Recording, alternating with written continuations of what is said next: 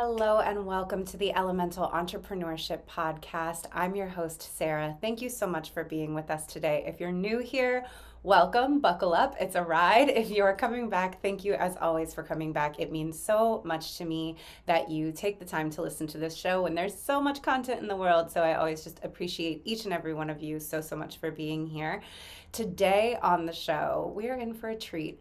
I am so excited to introduce you to Brandon, the founder and chief elevation officer of One Heart. Before One Heart, Brandon's path of building large tech companies in New York led him to financial success, but lacked greater meaning, fulfillment, and joy. When his article, Lost on Purpose, unexpectedly went viral, Brandon was called to serve all those with similar stories reaching out for support.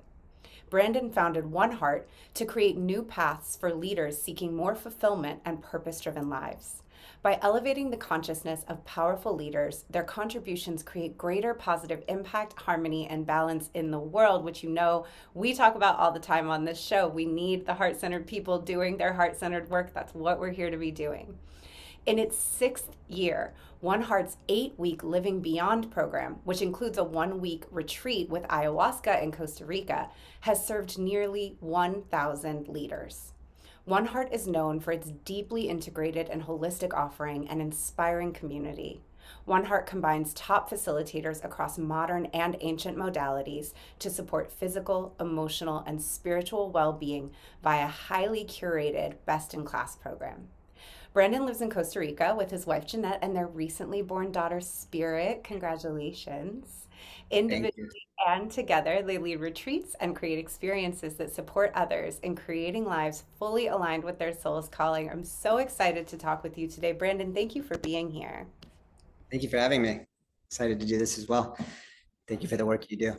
Oh, it is a great honor and a great joy. And then I think I did something wrong. Okay, there we go. There we go. Now we're good. So, I read your bio, but I would love to dive in. I want to hear this story. So, you're in New York building tech companies, which is very opposite to the life you're living now. So, talk to me a little bit about where you were and what was going on and when you started looking around and being like, "Oh, this isn't for me." Yeah, absolutely. I can start kind of with that moment and work my way through. I had, or I guess a little before that moment, I had built one company. We sold the company to a large conglomerate, and before really any transition, I spun off a company right before the sale. And raised a bunch of money for that company, and built that very quickly in a couple of years to about 100 employees, and had raised about 15 million at that point. And my investors started coming to me wanting to raise more money. The company was doing well, it was growing fast, and there was just continual knock on the door. What's next? How are we building this, even bigger? And it was really at that moment my heart kind of sank, and I realized I didn't have much more of this left in me. And the thought of raising another huge sum of cash and dedicating many more years of my life to this. I was, I guess, mid-30s at the time, thinking about turning 40 and when it was that I would actually get to the work that I really wanted to do, work that really touched my heart. I didn't know at the time what that was. I just knew it wasn't what I was doing.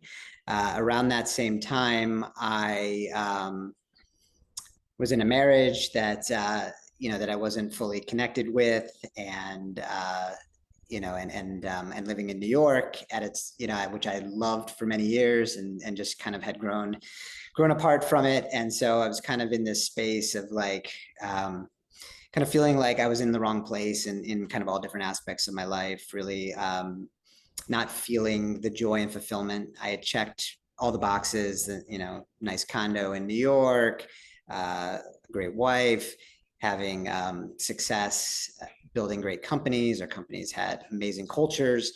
And so, really checked a lot of these boxes, and yet there was something deep missing.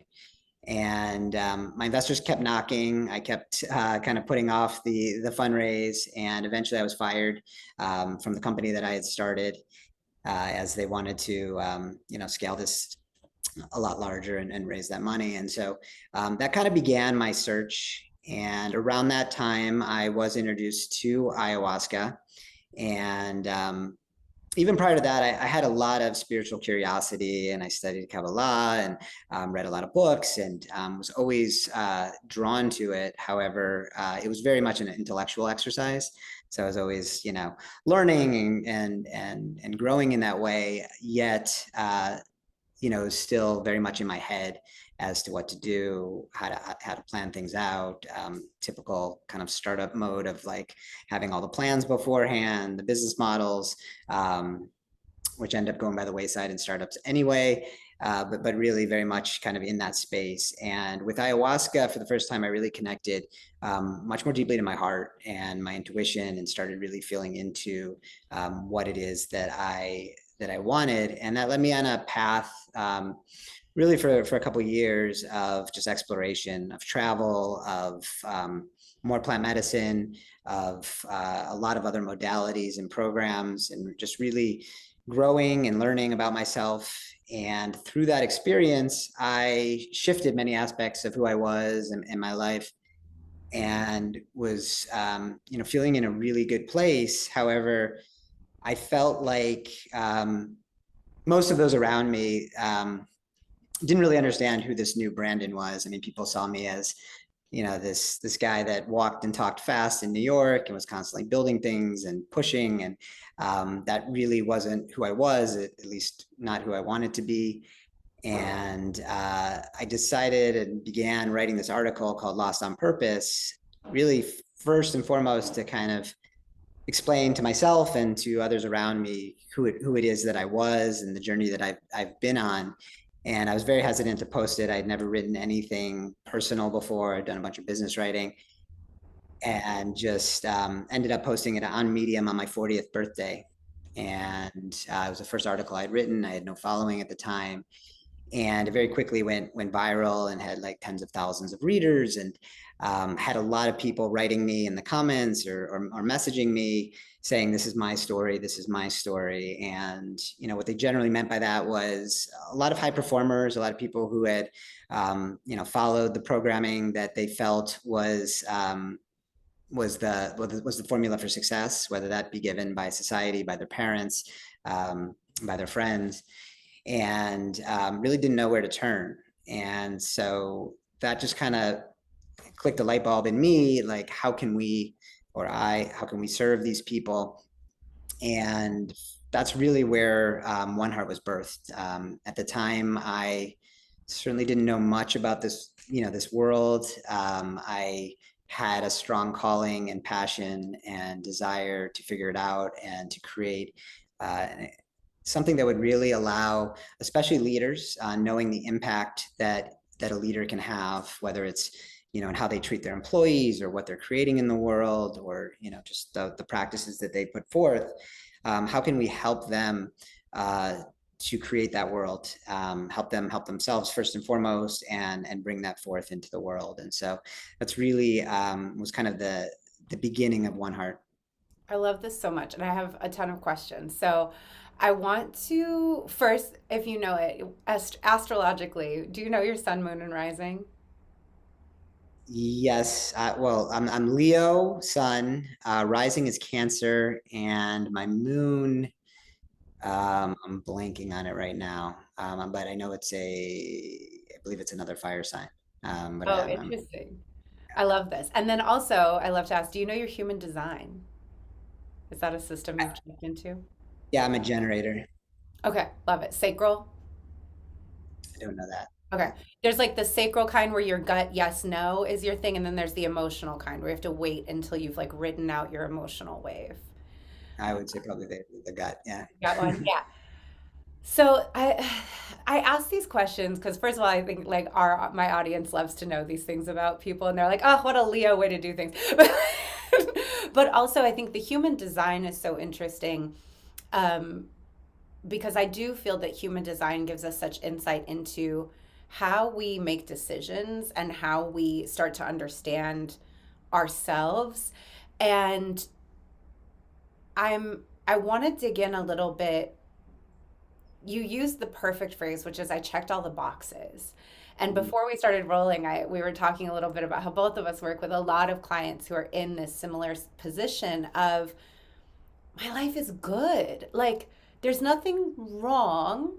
I did everything I was supposed to do. I have the degree. I have a good place to live. I'm in the marriage. I have the kids. I drive the minivan. Like, I do all the things that I was promised would bring me fulfillment. And I think another thing that's important in that journey is that for a long part of it, we're just so busy Mhm. doing those things, like checking those boxes, that any dissatisfaction we might feel can be chalked up to, well, I'm working really hard and I'm not where I want to be yet. So that must be the dissatisfaction I'm experiencing. And so when you hit that point where you're like, all right, I've done all the things I'm supposed to do. Now is supposed to be the time that I look around on my life and I like, master of all I survey, and I just feel this deep and profound satisfaction. And I'm like, see, I've done it. And what we find instead is like, oh, I built a life, but I don't think this is my life. Mhm. And that can be so disorienting Mhm. and so painful, and for many people so confusing, that Mhm. people can stay there for years because they don't exactly recognize what it is.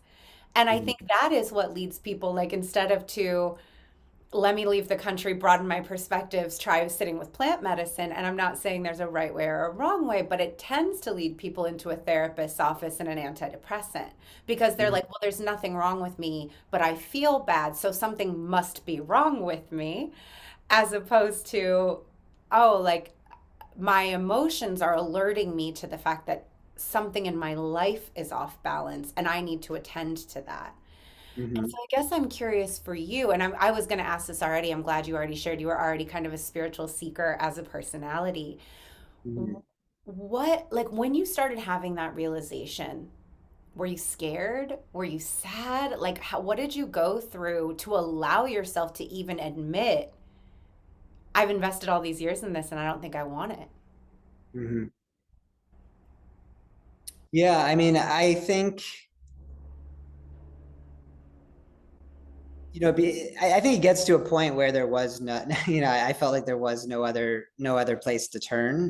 There certainly was a period where it was, I loved my company. I mean, as far as like the people there, I mean, I just built an amazing culture. I didn't want to let anyone down. So there was a lot of like fear of like leaving that for sure.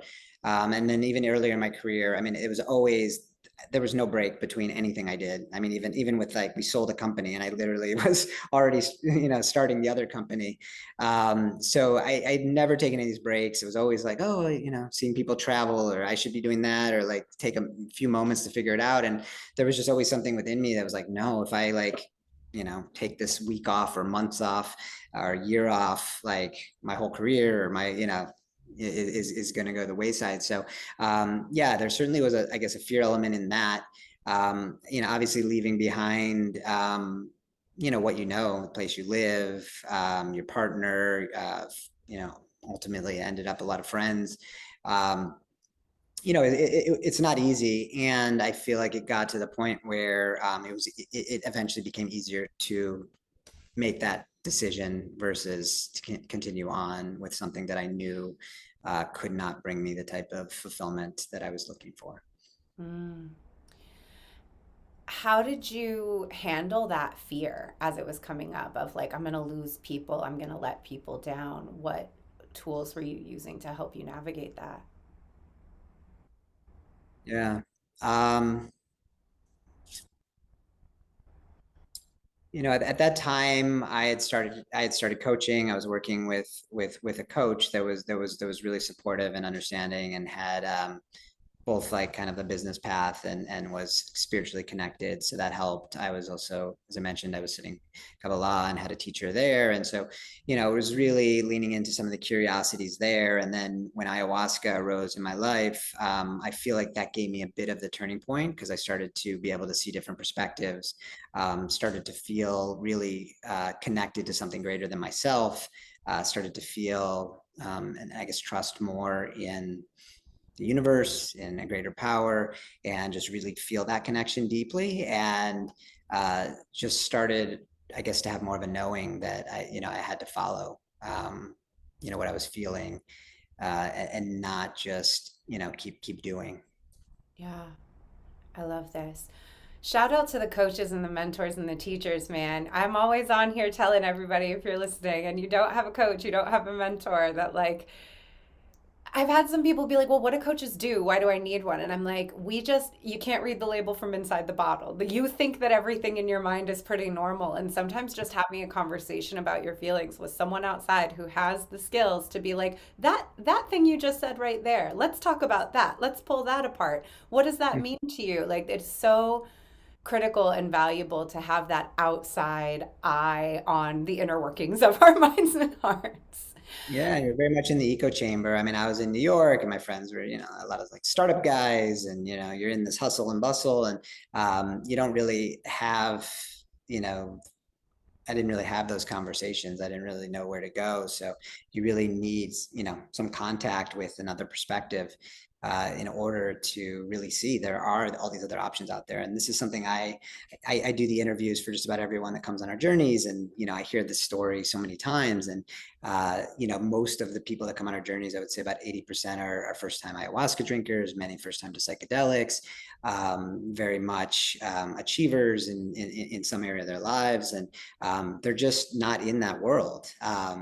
Even, they could be living in LA and they still have, or places where it's prevalent, and they're still often, not fully tapped into people who maybe think a little bit differently, who have had success, however we define that, in different ways. It's just very much programmed to us, like we got to achieve in school, we got to get to a good college, we got to get the right job, in building businesses, we got to raise money from the right people, and we got to keep raising money and keep raising money. And there's just this hamster wheel that's never ending. And if you're in that, it's very, very difficult to see your way out of it, unless you do something that really pulls you outside and allows you to see other perspectives.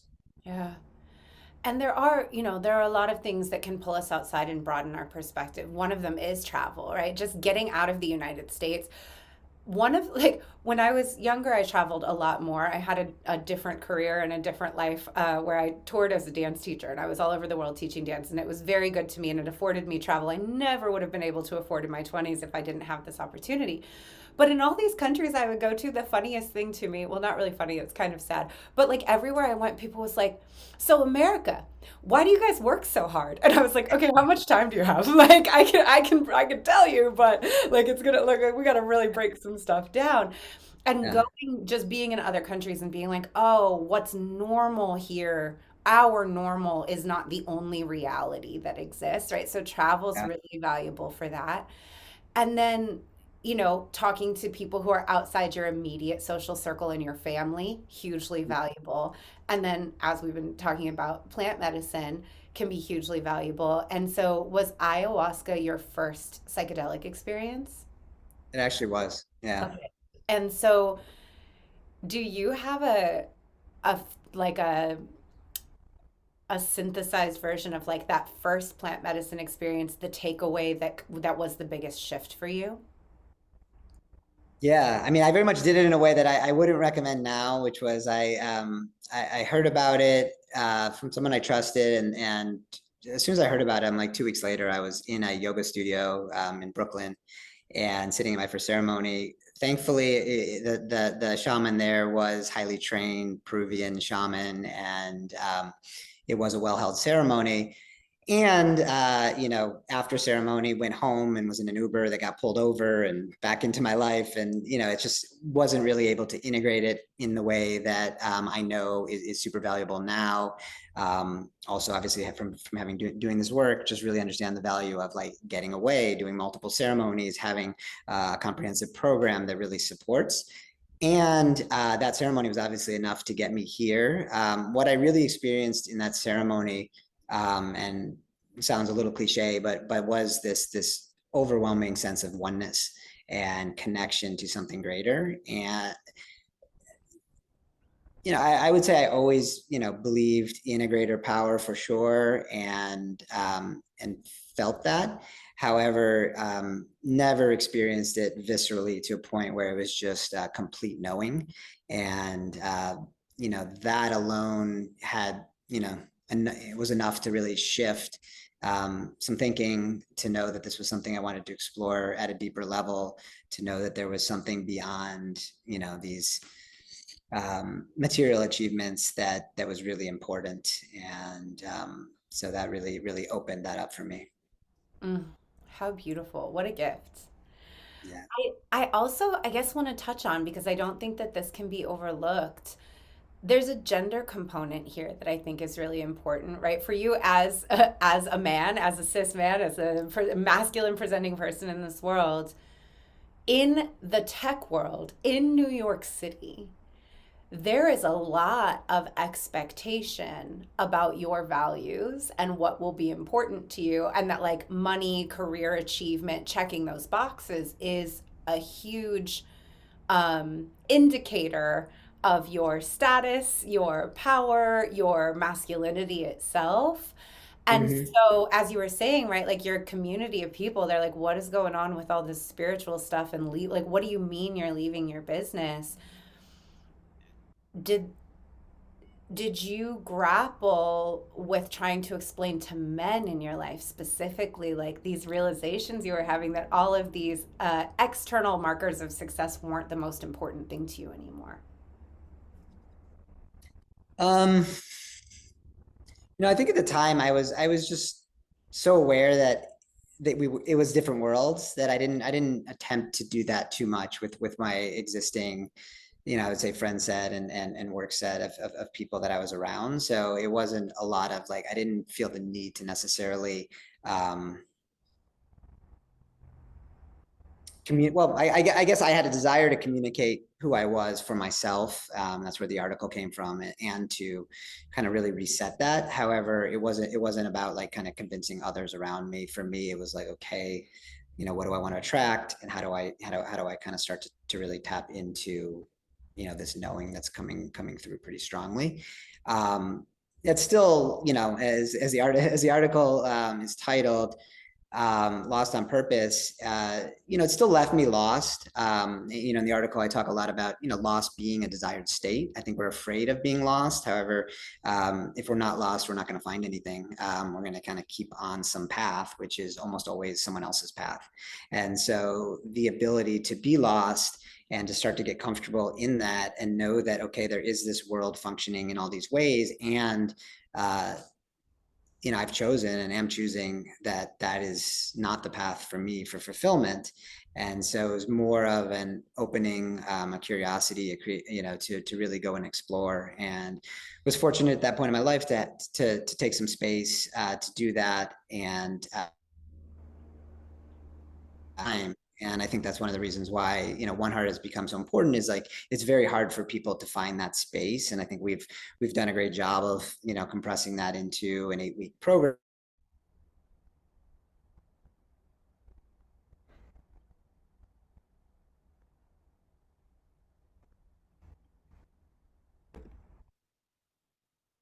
We froze there for a second, y'all. So if Brandon cut off mid sentence, it's because we froze, but we're back. And so we were talking about the reactions of your community and the people around you.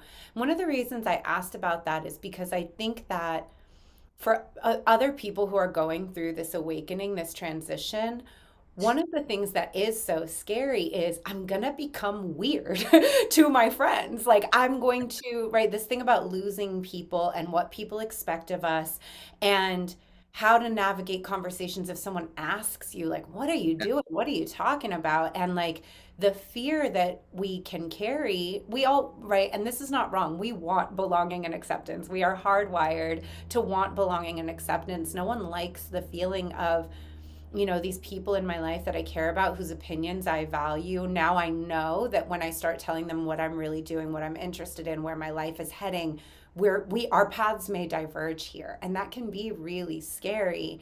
And contemplating facing down these conversations where our friends are like, so what are you doing? Can be really overwhelming. And so it's interesting to hear that you weren't getting a lot of those questions, or if you were, you didn't feel like you needed to field them that much. Yeah, I mean, I guess part of that is I pulled away a bit and kind of went on my travels. I kind of went, and it was kind of a very transitionary period where I basically left New York and kind of started kind of a new life in Miami at the time. So I went to Miami and was able to kind of have more of a clean break from that, in that sense.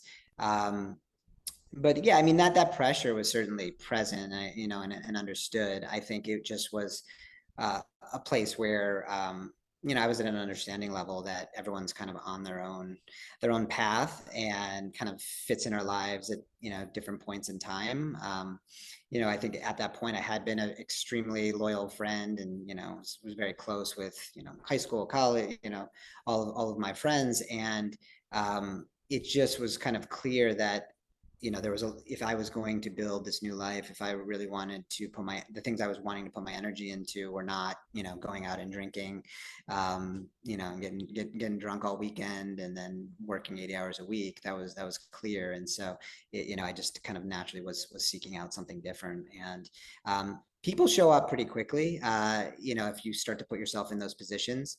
I think we really accelerate that with One Heart, and just the family that people meet on these journeys.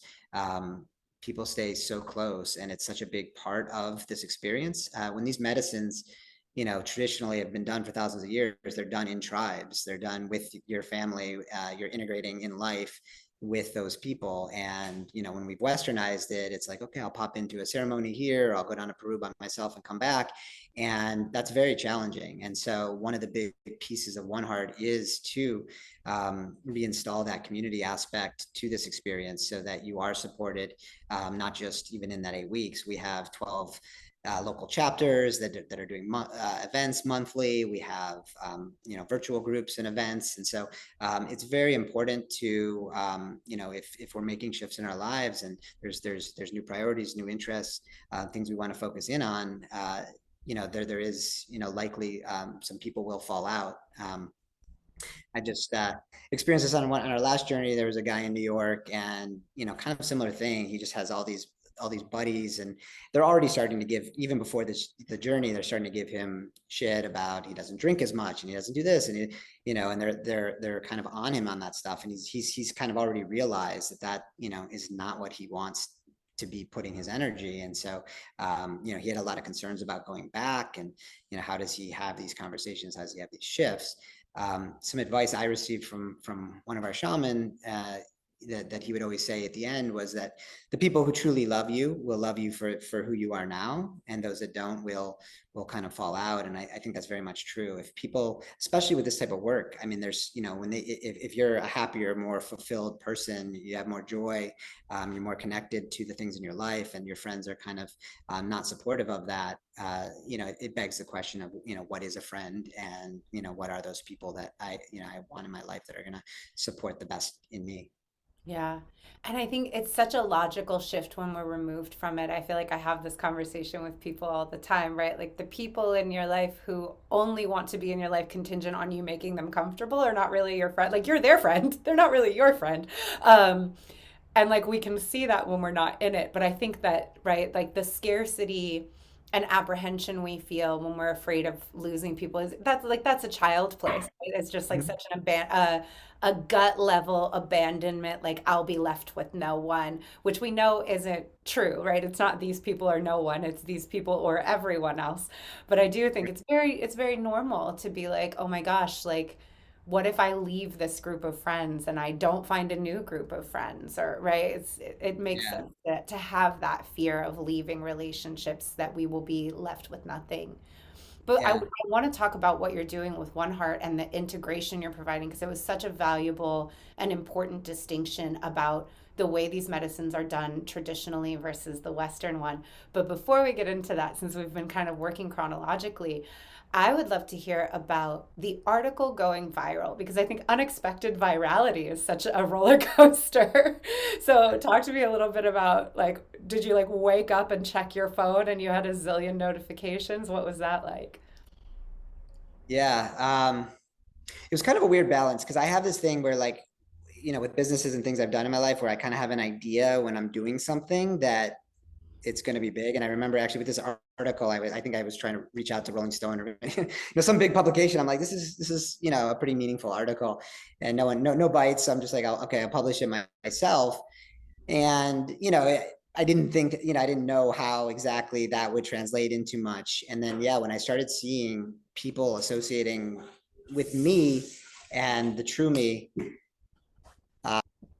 So I mean, when I posted the article, I was very scared. I was very, very like naked and just bearing myself in this way. And it started with like obviously family and friends on Facebook, on Instagram, just responding, and was pretty amazed by that reaction alone. And then started to see, I mean, again, it was the first article I posted on Medium. I'm like, wow, like all these people reading this. And it was a 25-minute article. So definitely not standard content. Had no followers, and it just started, getting read and shared. And I had people like sending me, telling me that they they printed out the article and like gave it to a friend. And then that person, came to me, and I was just like, wow, like this really did hit a chord. And, I had a feeling that my story, just looking at the world and others around it, and seeing not a lot of contentment, not a lot of fulfillment in the people around me, that there had to be others. Yet I hadn't really connected with most of them, or many of them, prior to that point. So it was very much affirming to feel that and to experience that. I love that.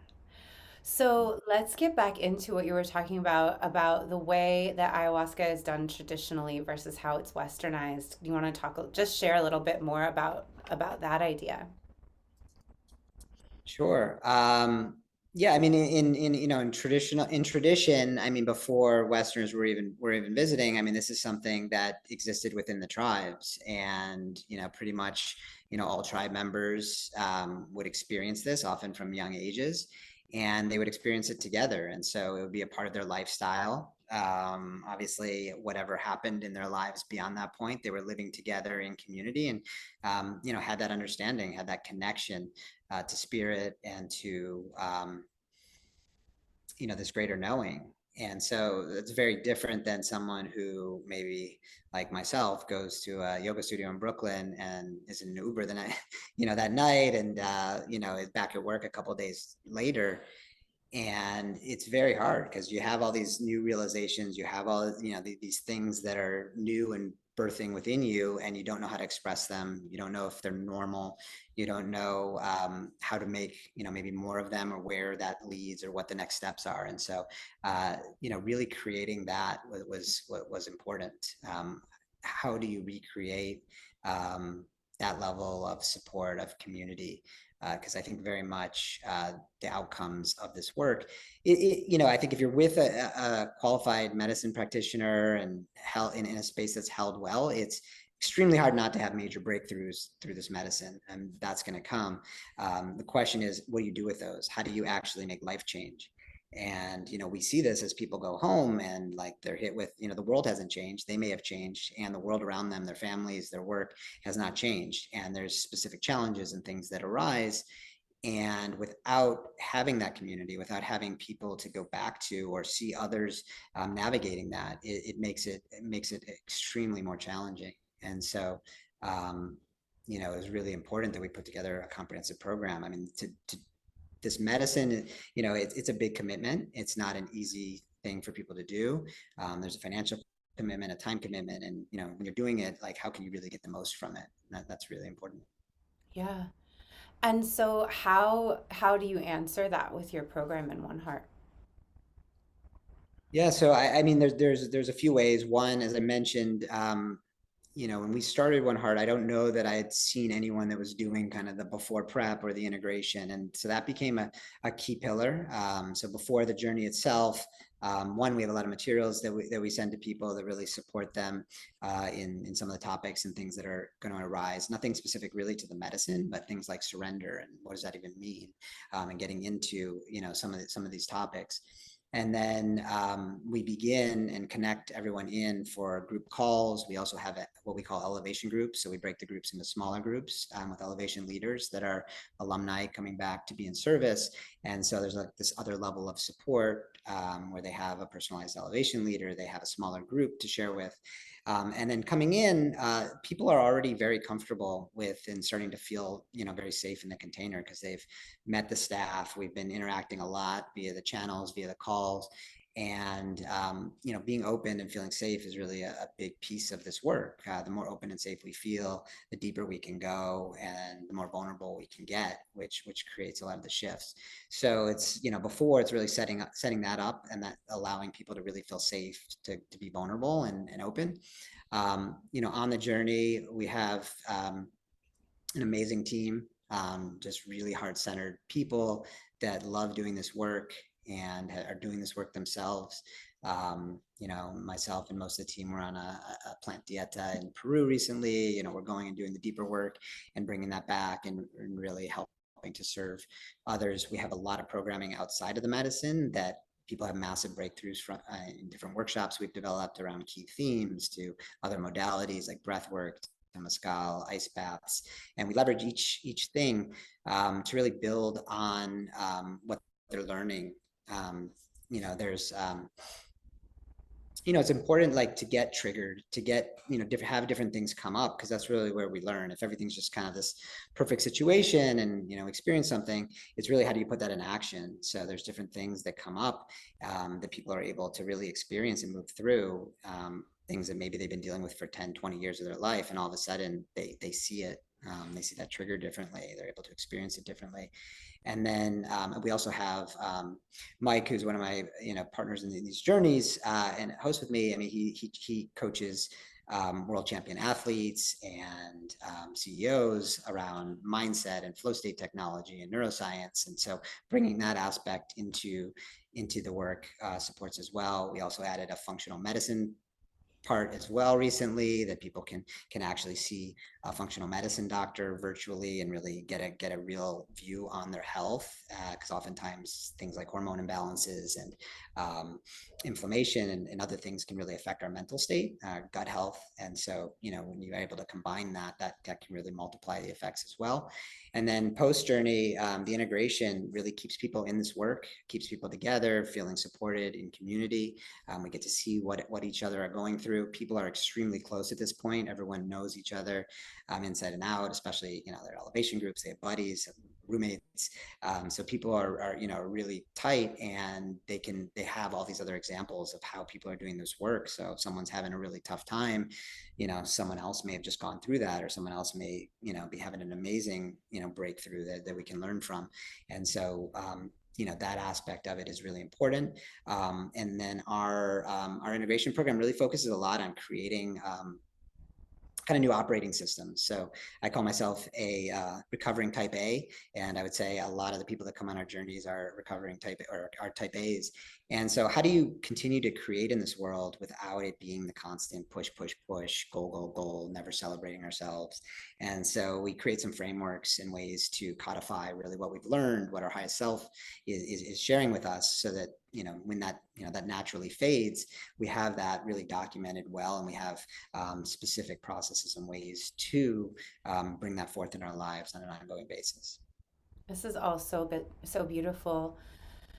I I'm genuinely just want to share, like, I'm impressed and heartened by, like, when a lot of people use the word holistic, right? Like when they're like, our program's holistic, and you're like, well, it's two areas, or like, you know what I mean? But like that you're getting into functional medicine and gut health and all of these things. When we're talking about our mental and emotional state, to get into neuroscience, the gut, not just like, the community, the medicine, there's so many aspects, even to going into, like, if you're dealing with gut health and inflammation, the way any food or medicine impacts your body is going to be different than someone else's, right? There's so much that goes into, I know we as humans don't like to admit that we're just like little complicated houseplants, like little walking chemistry sets, and that, like, there's a lot going on in there that can affect what we are perceiving as our mental and emotional reality. And so it's really cool that you are giving the participants in your program so many touch points to integrate the experience that they're having.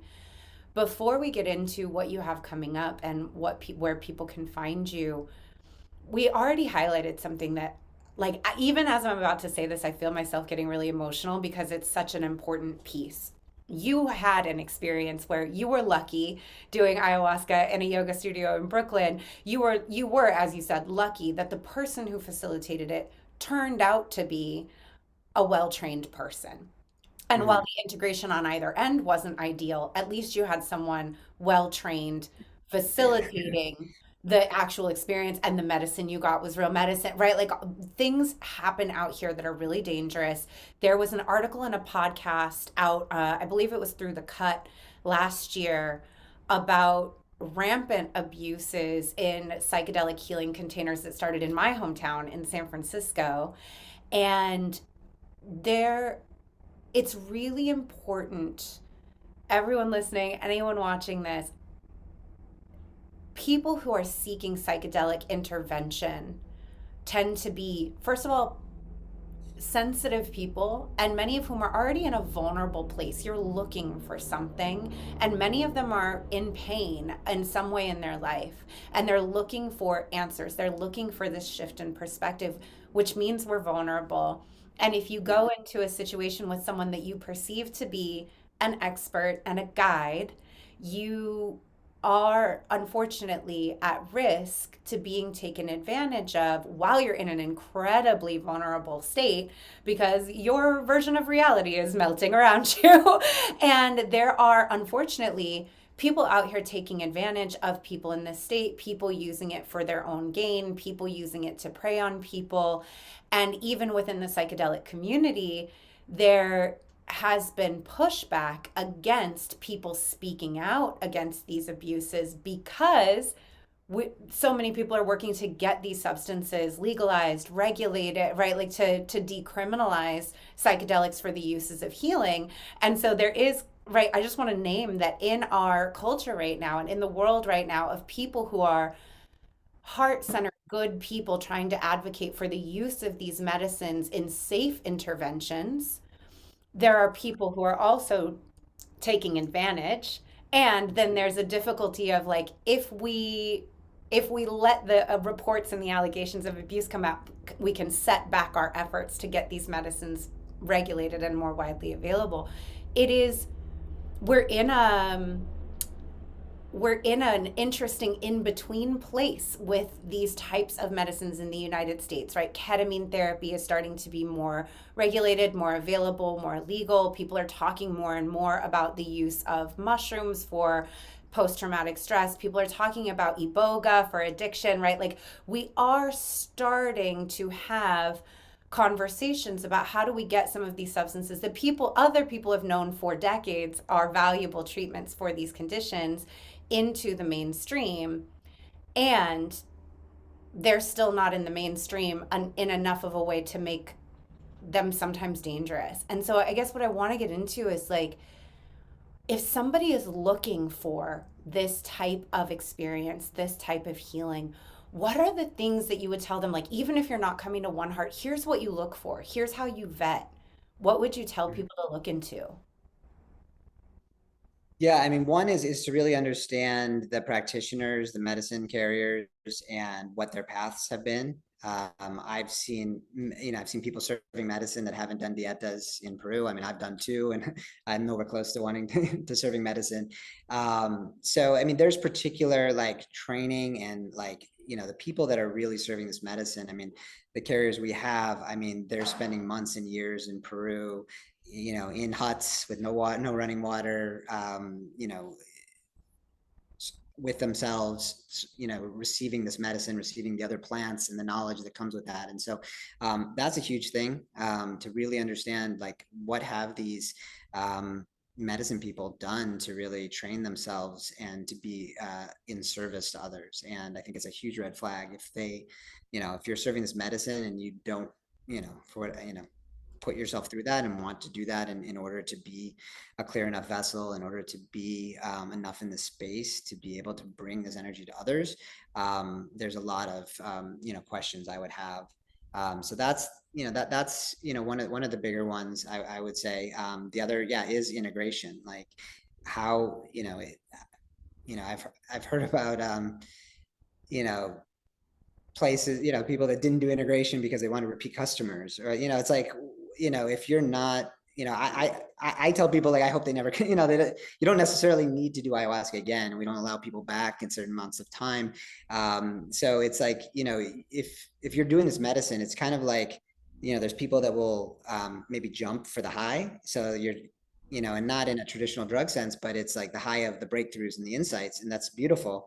But if you're not integrating those, you're just creating this long checklist of stuff that is not integrated into your life and doesn't actually shift, the quality and behaviors in your life. So integration is a huge aspect. And, at this point, it's hard for me to understand, especially, people that are more westernized, if they don't have a strong perspective and solution to how people integrate this work.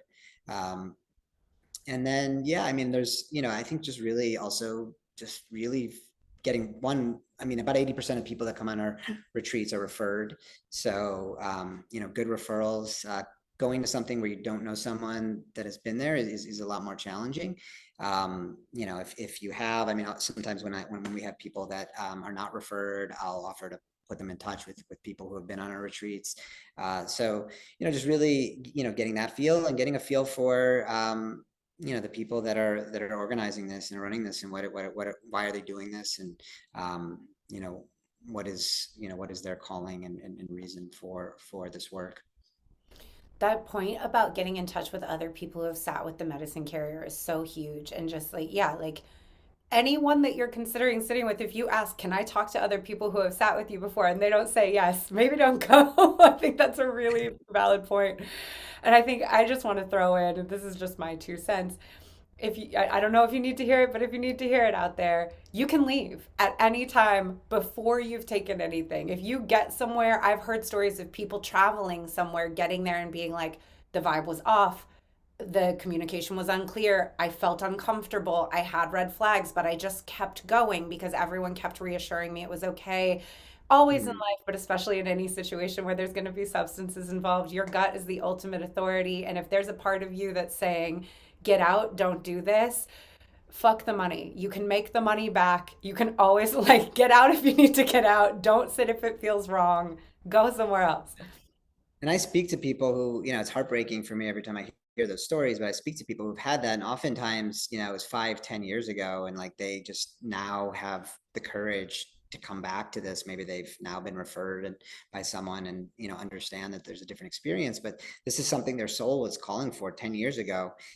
They were ready to, make these huge shifts in their lives. And because of, the container and the people involved, everything's perfect, happens on schedule. And, that's 10 years where, they had, very much kind of the opposite experience and reaction that they likely should have had through the medicine. So yeah, it's super important. And, something that, also there's, reviews. We have, a third party site where people do reviews. We have a couple hundred on our website. And yeah, there's, obviously different ways to really start to feel into what is it that that is being offered. Even, some Google searches, some, just really trying to dig in, make sure that the things are straightforward. Thank you for getting into this with me. This is, this medicine is so powerful and so important. This kind of work is so powerful and so important. And I feel like it would be irresponsible for us not to speak to that that it takes a lot of discretion and judgment and discernment to find the right places to do it, because there are dangers out there, unfortunately, in every community, even the heart-centered ones. And I think that can be the hardest to accept and deal with for people who want to have this beautiful, loving, open experience, to be like, oh, unfortunately, in every industry, in every area, there are people who find their way in who have not the best intentions. And so I just want to make sure everyone out there, if you want this, that you're protecting yourself, taking care of yourself, and looking into programs like Brandon's where you're going to be well cared for. So tell Yeah. us what's coming up next for One Heart. How can people get in touch with you? Yeah. One more thing that just came up that I do Yeah, want to share. please. I think another real watch out is this kind of is like a guru mentality. What I've seen is, this medicine will either kind of break your ego down considerably, or in some it can build it up, and people feel that they're called to do this and kind of jump right into it after a few ceremonies or what have you. And also from this medicine carrier that I was grateful that I really consider him our lineage, to learn a great deal about. He always said that the people, he came into his work kicking and screaming. I would say in many ways that was me too. I had a lot of fear. I almost canceled our first journey in one of his ceremonies, actually. And then I spoke to him about it, and he was like, because of this is why you're the right person to do this. So the people that are, doing this work should have, you know, a fear almost, and just kind of the responsibility that they hold, and understanding what that means. The people that are really just kind of jumping into it as kind of a fun thing and putting themselves out as a guru, those are ones to also really, really keep an eye on as well. Yeah, Yeah. definitely. All right, so what's coming up next for One Heart? How can people get in touch with you? Yeah, so next for One Heart, we have a journey, our 22nd journey that is kicking off on April 27th to May 4th. We also have a June journey, the 22nd to 29th, September 13th to 20th, and a journey over New Year's at the end of the year. So that's kind of the remaining journeys for this year for One Heart. We're also launching a new experience that we'll be speaking a lot more about publicly soon, that that my partner Mike has really driven forward, and really is working with some other medicines, in particular heart medicine, which is kind of like a natural MDMA type medicine, and it's very outdoorsy and integrated, kind of an integrative experience that really allows you to find your center and really integrate that. So we feel like that's like a great kind of a opportunity for people that really want to ground in even further. Um, yeah, and some other things that are bubbling up that aren't far enough along to speak to yet, but there's a lot that's being birthed and created right now, and it's exciting. And I'm also great with moving slow. It's the opposite of obviously the tech world and where I was at, and just seeing the importance of it. So we've really haven't done, kind of kept it, these journeys, and kept the focus on them, because it really took a long time to, just really wanted to continue to invest, to optimize, to really create the level of quality and consistency over and over again, before really trying to spread ourselves. But now we have such a team stepping up, and so many people around us, that things are just kind of birthing naturally. Awesome. And where can people find you? Where can they reach you? Yeah, oneheart.com. It's the number one, HEART.com is our site. You can see the journeys and apply for the journeys there. We're One Heart Journeys on Instagram. I'm Brandon E on Instagram. And yeah, I'd love to connect with others that feel called to this type of experience. Thank you so much, Brandon. Thank you for being here. Everybody go check out all of Brandon's stuff and go to Costa Rica if you feel called. Thank you so much. Thank you. This was amazing. Bye.